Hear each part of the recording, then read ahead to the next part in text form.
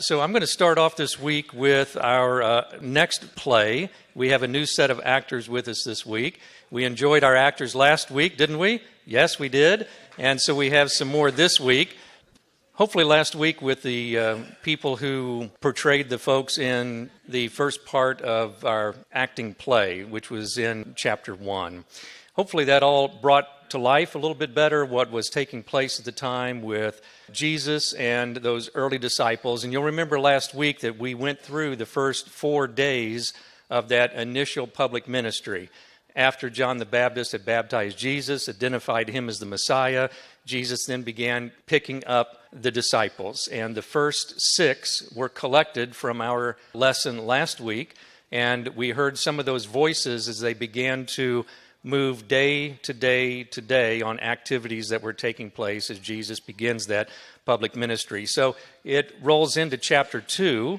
And in chapter 2, we have what is a very famous sign, what John calls the sign, or what we might call a miracle.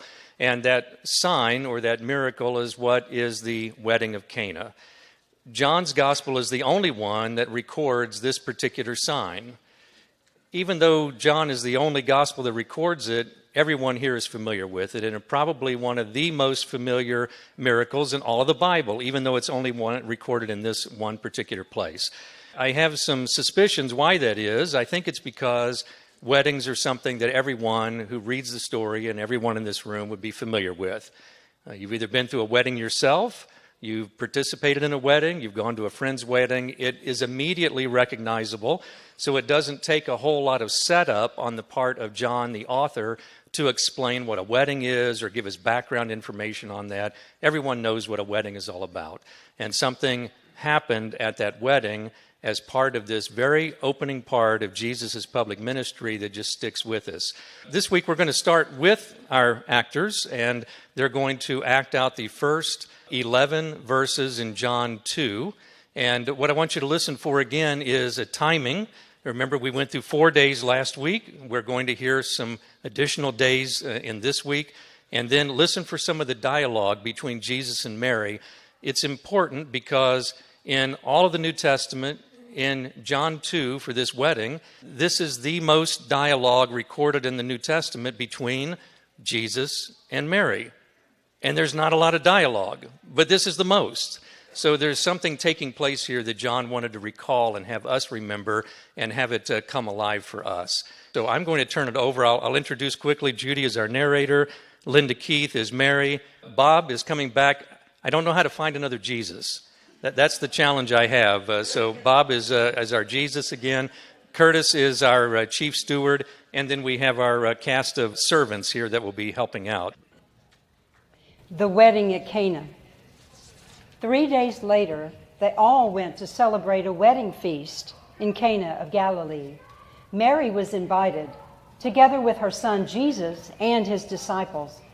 While all the guests are celebrating, the wine runs out. Mary hurries over to her son. The groom stands to be embarrassed and shamed. Look at all these guests. There is no more wine. Oh, my dear woman, why is it our problem that the groom didn't buy enough wine and yet invited all of these guests? Don't you understand? My time has not yet arrived. Mary turns to the servants. Do whatever my son tells you to do. Here in this area are 6 large stone water jars. Each holds 20 to 30 gallons, and they are used for Jewish purification rites. Jesus' instructions to the servants are clear. Fill each jar with water until the water is brimming over the top. And at that point in time, take 1 cup and deliver it to the chief steward. The servants did exactly as they were instructed. After tasting the water that had become wine, the chief steward couldn't figure out where such wine came from, even though the servants knew. He calls to the groom in amazement and pulls him aside. This is the best wine that I've ever tasted. Why would you save this until the end? A host usually serves the good wine first, and when his guests are drunk and won't notice, he serves the cheap wine. But you have held back the best for the last. Jesus performed this miracle, the first of his signs, in Cana of Galilee. The disciples didn't know how it happened, but when they witnessed this miracle, their faith blossomed, and they knew he was the Messiah. Jesus then gathered his family and his disciples for a journey to Capernaum, where they stayed for several days. Right.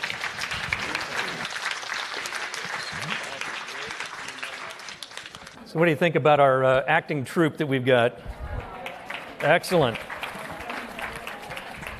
If anyone wants to be volunteered for the next time, let me know. We'll make sure that you get in on the fun. It is a lot of fun. Well, it does help to bring that alive. I also provided to you today what you have been asking for, which is a map. You do have a map in your hands, and so that hopefully will guide us a little bit as well. You'll notice this event takes place in the small town of Cana, which is not too far away from where Mary and Jesus and the family grew up in Nazareth. You can see it's very close by, so this would not have been a long-distance trip at all. As verse 12 finishes, what we heard today, you'll remember that they said they left from Cana and then went down to Capernaum. Do you see Capernaum just a little bit north of where Cana is? And when it says they went down to Capernaum, it's because Capernaum is down on the lake, and typically you walk down to get to the lake shore. It's a lower elevation, of course, than coming up to it, so that's why they were walking down. So they had a bit of a trip then to go to Capernaum. So let's talk for a minute about the setup for this and what might have been taking place and what was going on and why John felt it was important to include this. You'll recall a couple of weeks ago we talked about John. He is the last eyewitness that was with Jesus as a disciple and an apostle. Very end of the first century, decades after Jesus is gone. And he is recording something here in this book to make sure that his eyewitness memory is documented and not forgotten, and that what he saw is going to be the accurate word. So people, now that they're decades distant from the living Jesus when he was here on earth, things tend to get forgotten. When we get a few years beyond something, our memory fades a little bit, doesn't it? Sometimes that's a good thing when the memory fades, isn't it? Sometimes it's a good thing. But the memory does tend to fade a little bit. Also, there are other things that happen too. Other people come in who become Christians, and maybe they hear things or interpret things, and maybe they begin teaching things that are not quite right. The New Testament letters are just full of false teachers, aren't they? And being aware of how a false teacher teaches. And some of that is just they don't have the truth in front of them, and there's an interpretation that's made that sometimes gets off track a little bit. John is pulling that back on track. The last couple of weeks, I've also provided you with the creed that was very important in the early church. And on the flip side of your map is the Nicene Creed. We have the Apostle Creed and other creeds, of course. But the Nicene Creed came around in the 4th century, again, to address this same issue. It had been 3 centuries since Jesus was there at that time.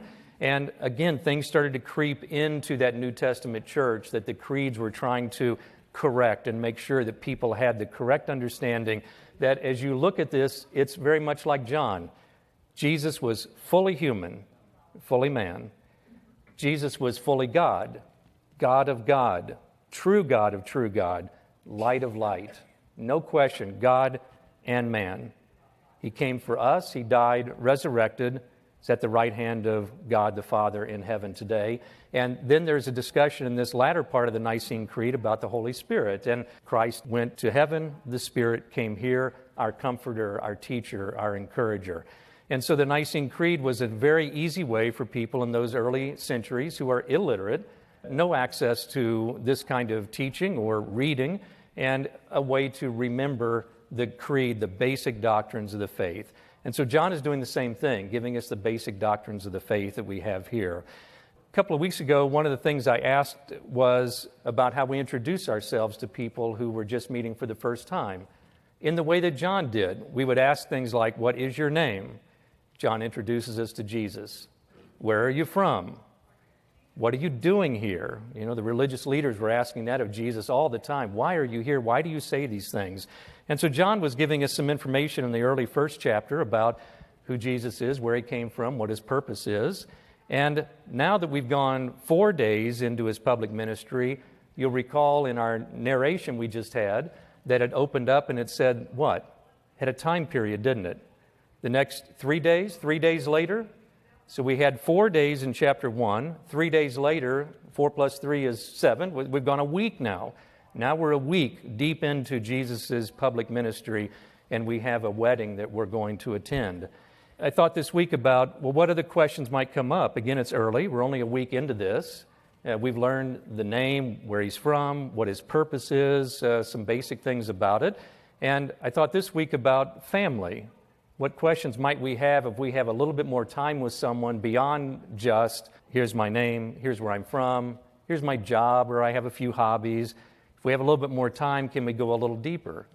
What about your family? Are you an only child? That might tell us something. Or do you have a big family? A big family might tell us something else. Are you the oldest, middle child, latter child? Did you have lots of family members because you came from an agricultural background and you need lots of hands out on the farm or take care of the sheep? So we can learn something about families. And in our story today, this is a story about the family of Jesus. And we see Mary and we see brothers. And we also see the disciples that he had picked up in the previous 4 days. And he has about 6 of the disciples with him. Half of the disciples now have been collected in those early 4 days. So we've got a lot of activity going on with family members, and I think that's why this idea of the wedding feast becomes a central part as the very first sign that John records that Jesus performed. A wedding is something that we're all familiar with. Everyone's familiar with. Is there anyone who's never been to a wedding? No hands go up. So everyone is familiar with a wedding. Everyone is familiar that things go wrong at weddings sometimes. Would you agree? Has anyone ever had anything just go a little bit out of whack at a wedding? Anyone? Did it raise a stress level a little bit? Maybe the caterer showed up with the food just a little bit late. Maybe the cake got bumped in transit and it put a dent in the side of the cake. Maybe the musician couldn't show up, or the preacher had a cold that day. Maybe the groom got cold feet and you're not sure where the groom is. You've got to go find the groom. All kinds of things can happen when you have that kind of anticipation and anxiety that goes along with a wedding. I'll give you a story. When our daughter was married a few years ago, Judy and I had the event from our daughter's choice at a very, very old building that I think was built by the Civilian Conservation Corps. So it's almost 100 years old. And the wedding, I think, went off okay. No problems there. But then when people were then milling around, talking, having a good time, suddenly the plumbing failed. And when you have a large group like this, people occasionally need to go in and wash their hands and use the restroom and so forth, and that couldn't be done. Worse, the water was overflowing out into the floor. It was a wonderful thing. So what I did was, to make sure that my daughter's day went off perfectly where she wouldn't know, I got the mop and I got the bucket and the other things, and I stayed in the bathroom mopping water. She never knew. She never knew. And that's the way it should have been, because it was her day. You may have had an experience like that too, where something just didn't go quite right, and somehow you had to step in and try to do the best you could under that kind of a situation. Anyone ever had a story like that? Not like that, but similar? Yep, Dale? Your kids were late. Stu was on time. Stu's on time, the kids are late. So that's a bit of a crisis. So the pre-service wedding music was starting. Kay and Ken are getting married. Ken's not to be found. Yeah. So we had an outdoor wedding, hadn't rained in months. On that day, it was a downpour. Right, everything was set up outside. Bob? So we forgot the license, and Bob waited for 30 minutes while the license was gone. All right, so I'll take one more. Go ahead, and then we got to stop. So the unity candle, while the husband and wife were holding it, the hot candle wax was going down the groom's arm in agony. Well, thanks for the stories. Well, so I saw hands go up everywhere. You could be here the rest of the hour. I think that exactly proves my point of why this is here in John. Everyone has a story. And even if your wedding came off beautifully, isn't that a wonderful story too? because there had to be people behind the scenes somewhere that made it go off perfectly. Am I right? There had to be somebody who, the mothers, the parents, maybe you had a wedding organizer. You know, there are people that do this kind of thing to try to relieve the stress, and someone had to plan that even to make it come off beautifully. So that to me is a wonderful setting, and it's also why I think it's the first one, and it's why we don't need a whole lot of background, because everyone, when they see the story, can go back and think about their wedding and think about the same scenario. So I think it's just great the way that this is in the book, where we have something that starts out with something that we all know about. Let's take a look at chapter 2 and see what Jesus has to say here and what is taking place, because this is a little bit different spin on a challenge that's taking place, just like so many of you had identified, but it also shares with us some things about family dynamics. Is Mary's husband mentioned anywhere in this narrative? He is not. The Bible is silent. We don't know. We assume that Joseph had passed away. We don't know. But Joseph is not mentioned here, so we assume he's not here. Jesus is the oldest son, so he's going to be in charge, isn't he, essentially, of the family. He's there with his mother, all of his brothers. He's the oldest son. He's the one in charge. All right? So he's responsible for mom. He's responsible for the family. So we have some family dynamics that are taking place as being here. We know that Cana and Nazareth, not far away. So we make some other assumptions that this is somebody that the family knows. Otherwise, likely they wouldn't be there. And we also know that Mary has some concern about the wine running out. Now, if you are a guest at a wedding and you are there to enjoy yourself and enjoy the company and celebrate the bride and groom, you typically do not get involved with what's going on back in the kitchen, do you? As a guest, you're not cutting up pieces of cake. You're not back there taking care of the tables and getting them set up. You're not concerned about where the flowers are. You're there to enjoy it, right? But Mary steps in and notices something that's not quite right. So was Mary maybe a friend of this person, the family? Was she part of the organizing group in some way? I'm not really sure, but she clearly took an active role in something that was going wrong. It's helpful to know that in the first century, these weddings are different than the weddings we have. Most weddings will go, 3 hours, 4 hours, maybe a little bit longer. Maybe there's dancing into the night, something like that. But it's usually confined to a day. Would you agree? Well, your weddings are usually held on that one day and may go into the night.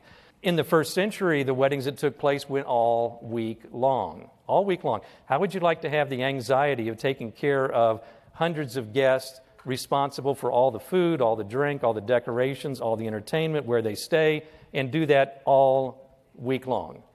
You thought doing it for 3 or 4 hours was a challenging, stressful task that you had? How about that for 5-6 days? Anyone up for that? Not a hand goes up. But that's what was typical. I think some of it was because people were traveling from longer distance. They didn't have cars where you could get to a church in 20 or 30 minutes. I mean, you were walking to get there, so you're going to be there for a while. And it likely was an opportunity for a reunion, wasn't it? You see family members, your cousins, everybody. You want to spend some time because of the physical distance and how it is to walk and to get places. You're not going to see them all the time. What a wonderful way to reconnect and rejoin. The groom was on the hook for everything. The groom and the groom's parents were responsible for providing all of that food all week long, all of that drink all week long, all of the things they needed to be cared for. It was on the groom to be able to do that. And in those days, they were living in a culture of honor and shame. Not right and wrong, but honor and shame. And if something did not go right at that wedding, shame would be on the groom and on the groom's family. And it can harm the relationship in the community because they did not prepare properly. They knew a wedding was coming up, right? You know what day it is, you know what time it is, you know when it's coming. So you should be able to make plans far enough in advance, knowing this large group is coming, and to have food and drink and other things ready. And if you get it wrong and you don't have enough, your planning was wrong. Shame on you, and it won't be forgotten. Further, it can be a civil offense at that time where the bride's family can sue the groom's family for bringing shame on the whole organization because it didn't turn out right. Now, how would you like to have that for the bride and the groom to get started in their marriage by having the bride's family sue the groom's family? It's not going to go well, is it? So you don't want that to happen. Nobody wants that to happen. Nobody. And so I think this is part of the sensitivity about Mary, understanding that something very ugly could happen. Recriminations could take place, hard feelings, a horrible way for a young bride and a young groom to get started in their life with a cloud hanging over them in that community because of the shame that's there. So I think there's a lot of sensitivity that Mary is showing here about what's taking place, caring about other people.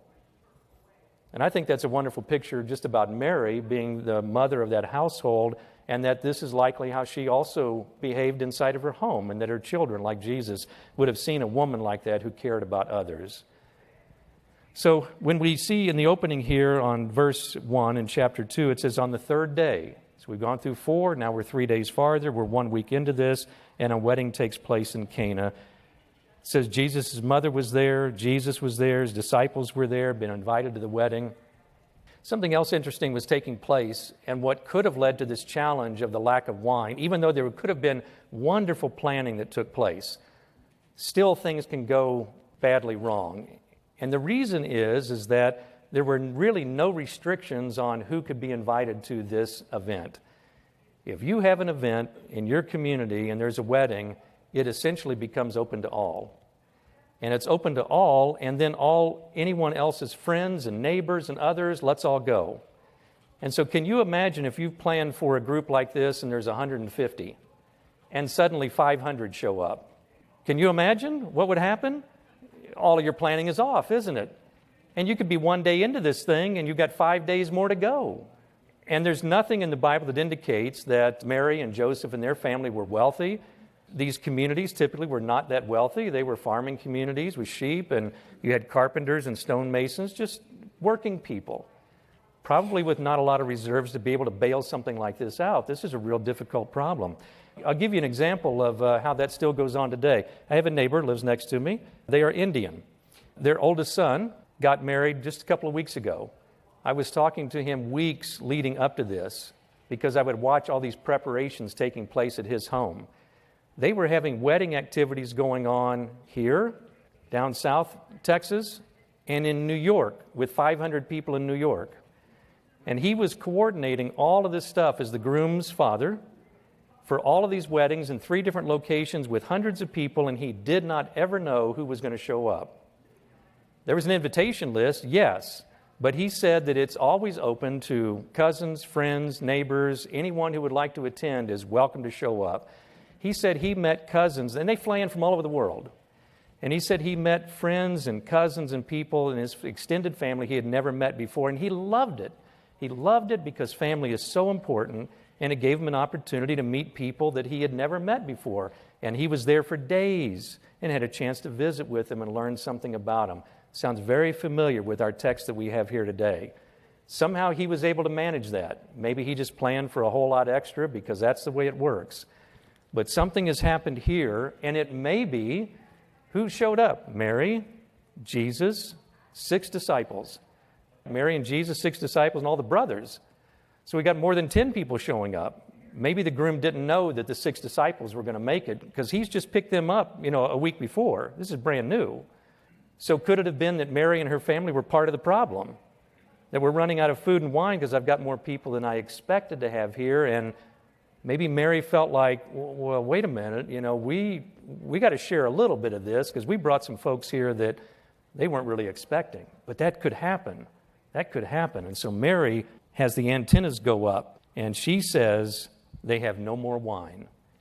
Did she tell Jesus, they have no more wine, do something? Did she ask him to do anything? She did what my mom does. You never have to say, Steve, you need to go fix this out here, or there's a light bulb out in the hallway. All you have to do is just say there's a light bulb in the hallway. She doesn't have to even say, I'm talking to you. The light bulbs are over here. You got to get the ladder from over here. I want you to do it. It's unsafe being dark. She doesn't say any of that, does she? Just a casual comment. The light bulb's out in the hallway. Don't I know that there's a responsibility to fix a light bulb and it's up to me to figure out how to do it, right? Same thing with your mother, someone you've lived with for years and years. Does your mother have to tell you everything? It may be in your family that just a look communicates everything. Or maybe the tone in the voice. Why are you laughing? I think you've been there. I'm talking about your mom here, aren't I? Your son, you and your son. Just a look is all it takes, or maybe just a tone in your voice. It's different training with husbands. Yes, it's more difficult. So Mary does what a mother does, just puts it out there. She's identified something that is wrong and could be very detrimental to this young couple and the community itself, and just makes a statement. She doesn't tell Jesus how to do it. She doesn't know how Jesus is going to do it. Doesn't know any of that. Remember, as we go on through, as we heard in our text a moment ago, what did John say? This is the very first sign. Very first sign. Doesn't that indicate that he hadn't done them before? Do you remember what John the Baptist said when he was in the wilderness saying, there's a Messiah coming, there's a Messiah coming? And he saw Jesus come toward him, his cousin, someone he knew. And John the Baptist says, I did not even know who this was until the spirit of the dove came down on Jesus. My point is, those who knew him, including his mother, had not seen a miracle or a sign done before. So there was no expectation of something miraculous. Now, did Mary know that something miraculous took place at birth and that Jesus was God's son? Yes, of course she did. But apparently he had never shown any kind of miracle or sign before. John the Baptist hadn't seen it. John the disciple says this is the very first one. No other sign had ever been done before. So Mary had no expectation that some crazy thing was going to happen. She just knew there was a problem, and the eldest son needed to step in and do something. We don't know what. She didn't know what, but she relied on her son. And do you notice in verse 4 that there is something that changes here too? He says, "Dear woman," in the NIV, "why do you involve me? My time has not yet come." Anyone here refer to your mother as "dear woman"? Not, maybe once, maybe one time. Maybe one time. Thanks, Judy. One time you'll get away with that. Oh, but no, we have wonderful names, don't we? Mom, mother, a variety of names that we would have for our mothers, but it's certainly not woman or dear woman. It was not a term of disrespect, not a term of disrespect. Jesus is saying very clearly that something is changing in the relationship. A week ago, I was a son who was here on this earth awaiting the time to carry out my Father's will. But a week ago, the Spirit came down on me and I began my public ministry. A week later, we're in the public as part of my public ministry. I am now here to do my Father's work. I am not here to be a carpenter or a stonemason at home anymore. I'm not here to take care of the family, the brothers, the mothers, and the other things like that. I am here to carry out what my Father has for me to do and the purpose and the reason that I am here. I'm not here to disrespect anybody. Dear woman, I love you. I came for you and my brothers and my disciples just as much as anyone else. But I am no longer held to this community or this town or this family.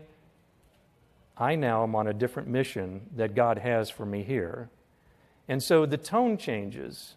It's not one of disrespect. It's a tone of saying, "Dear woman," in other words, I love you. I know who you are, but I'm here on a different mission, and you're asking me to do something, in his mind, miraculously, to get us out of this jam, but I'm not here for that purpose at this wedding, at an event for our family.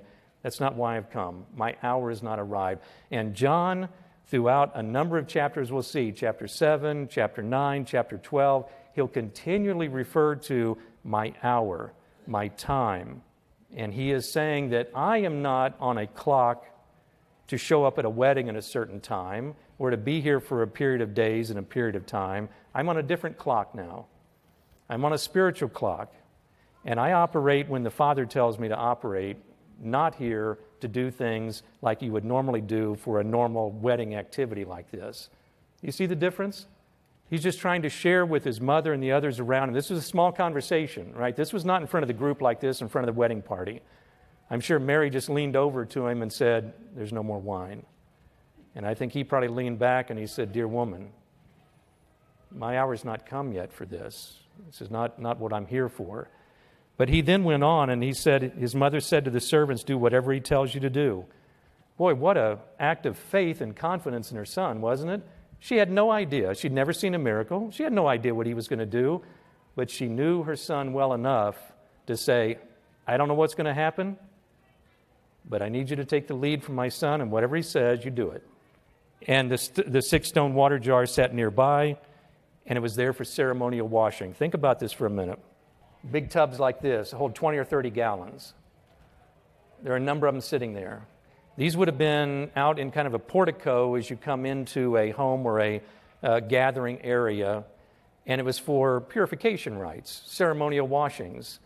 You would come in, and everyone would file by these before you walked in, and you would dip your hands in, and you would show ceremonially that you are cleaning, to show that you are pure, that you are holy, the outward sign that you have purified and cleaned yourself. So this is what we would call gray water. It's got the oils and the dirts off your hands. You didn't take a bath in it, but you're washing your hands and you're putting your hands in there. And you've got dozens, hundreds of people who are putting their hands in there. And think about that as a picture now. Jesus is going to take this gray water and do something with it. That's a miracle right there in itself, isn't it? That you've got something that's been cleaned and purified. And that's another message that Jesus has here, is that his message is changing from the external, the sacrifice of the lambs, the sacrifice of the bulls, the doves, the ritual purifications that we do, the ritual prayers that we do, the outward signs that we do. And his purpose, when his hour comes, is to make a change to that and say, "I am here not for the outward stuff, not the outward stuff. I'm here to change people from the inside. That's my mission. That's why I am here." But he looks and he understands the purification because of the Jewish text at the time. And he uses that to say, "I'm changing the things you do, the outward washing, to show outwardly what you're doing, and I'm changing your lives inwardly." That's what Christ is there to do. And he says, "Fill them with water." They filled them to the brim. I like this picture too because when we had our servants, thank you for servants for coming up, the very name servants indicates service, doesn't it? You're doing something. You're being asked to do something. And Mary said, whatever he tells you to do, you act, you serve, you do something. And Jesus said, "I want you to do this, I want you to serve," and they act. There's a component of service here as well, isn't it? Can Jesus and God accomplish whatever they want to without us? I'm sure they can. But they choose to use us in service to help further the kingdom. It is for our good, to change us on the inside. It helps us to look outwardly at other people, and it helps to bring other people to Christ because of the service we give. So I like this idea of service that he's got. Jesus is getting them involved, filling the jars, and he told, "Draw some out and take it to the master of the banquet." They did so, and the master of the banquet tasted the water. It turned into wine. He didn't realize where it came from, though the servants who had drawn the water knew. Did he make a public display in front of all the guests? "Hey, everyone, come over here. Your water you washed your hands in, all right, everyone gather around here. Something's cool going to happen. Let's look." None of that happened, did it? This was very private. He and his mother, and then he got with the servants. The servants had no clue what they were doing. They did what they were told. They filled it all the way to the top. Can you see some symbolism there too? That when God gets involved, it's not just a little bit. The text said it filled it all the way to the top. When God comes into our life and there are blessings there, it's not just a little bit. It's not just, "Oh, it's okay." No, he fills us to overflowing. The blessings that he provides. There's so many wonderful messages in here that Jesus is bringing out. And they take it to the chief steward. The cup, one cup.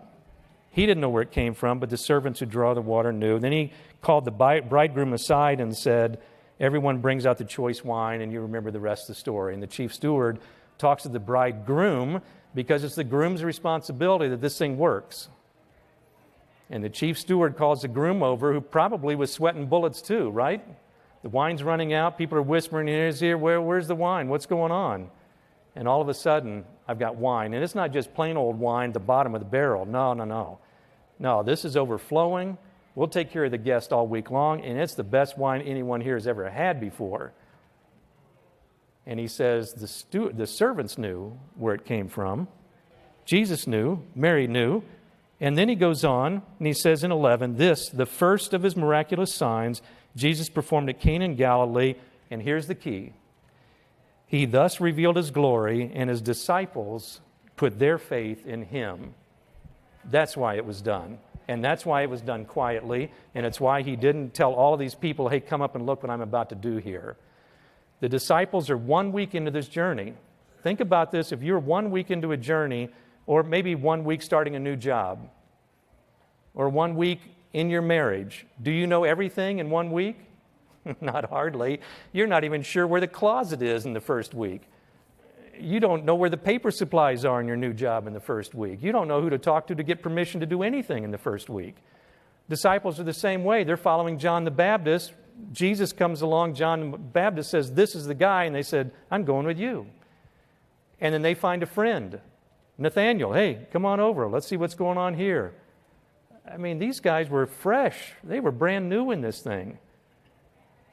And Jesus did this quietly for them, not to bring some kind of praise on him from the crowd. There's no indication that anyone ever knew what happened. Chief steward didn't know. Groom didn't know. Only the servants, only the disciples, and it was for the purpose so the disciples would learn that what they've got themselves connected up with here is the real deal. This is the Messiah. And that the sign they're going to see this one and many more. I like the way, and I'll close with this, I like the way John talks about what we call miracles and John calls signs. Think about when you're driving on the road and you see a sign. And the sign says, maybe it's one of those brown signs, and it's taking you to a park, a state park or a national park. And it says 3 miles ahead, exit 132, and that's where Huntsville State Park is. Do you stop at the sign and you get everyone out of the car and you take pictures around the sign and you pitch your tent by the sign? No. What is the sign doing? What's the sign's purpose? Directions, pointing ahead. You see what I'm saying?